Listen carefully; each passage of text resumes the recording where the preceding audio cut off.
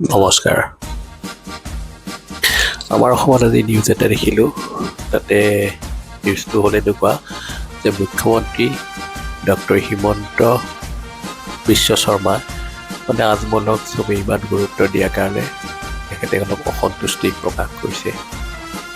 তেখেতে কৈছে আজমলৰ ওপৰত চবেই যদি ইমান গুৰুত্ব দি আছে, আমাৰ অসমৰ বহুকেইজন মন্ত্ৰী বিধায়কো বানপীড়িত ৰাইজক সহায় কৰি আছে, সিহঁতৰ কাৰণে কাম কৰি আছে, কিন্তু সিহঁতৰ লৈ কোনো ৰীল বনোৱা নাই, কোনো গুৰুত্ব দিয়া নাই, কিন্তু আজমলক লৈ ব্যস্ত হৈ গৈছে।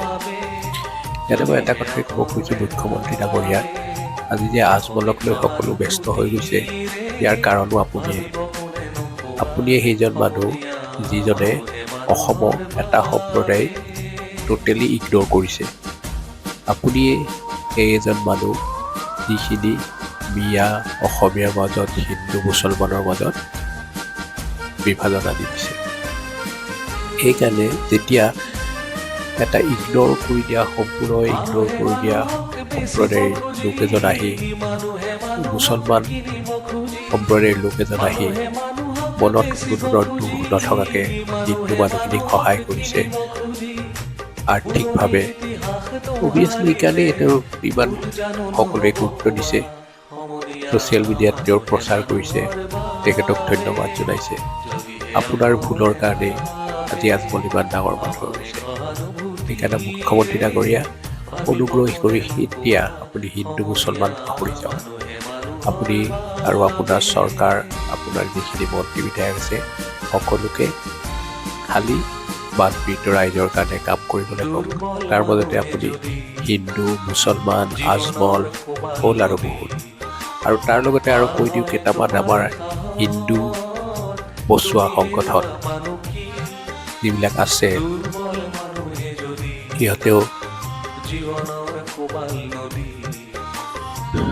হিন্দু বচোৱা সংগঠন যিখিনি আছে, তেওঁলোকে একদম আজমলৰ এগেইনষ্টত।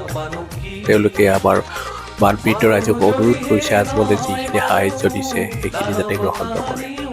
মই ক'ব খোজোঁ, ঠিক আছে, আজমলে দিয়া সাহায্য গ্ৰহণ নকৰে বাৰু আমাৰ এই বানত আক্ৰান্ত লোকসকলে, তাৰ কাৰণে আপোনালোকে আজমলতকৈ 5 গুণ 6 গুণ সাহায্য দিয়ক।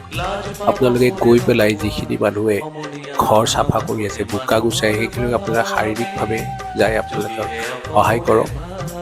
এই যে আপুনি ষ্টুডিঅ'ত বহি মাইকৰ আগত, সাংবাদিকৰ আগত বহি বিবৃতি দি থাকি একো লাভ নাই। হিন্দু যদি বচাব খুজিছে, যাওক জাগালৈকে, কাম কৰক, এমাহ 2 মাহ তেওঁলোকৰ লগত থাকক, সকলো ফালৰ পৰা সহায় কৰক। এই লেকচাৰ মাৰি আপুনি হিন্দু বচাব নালাগে। আৰু অসমত বিজেপি চৰকাৰ অহাৰ আগৰ পৰাই হিন্দু আছিল আৰু হিন্দু থাকিব। আপোনালোকেহে আহি ইয়াতে হিন্দু মুছলমান সেইবোৰ কৰি আছে। আৰু এটা কথা জানি থৈ দিয়ক, এতিয়া আৰু লাহে লাহে মানুহে, প্ৰথম অৱস্থাত এটা নতুন টপিক পাই মানুহ খুব আগ্ৰহ হৈছিল চাগে হিন্দু মুছলমান, কিন্তু এতিয়া চব বুজি পাইছে। এতিয়া আৰু সেই নটংকি কৰি লাভ নাই।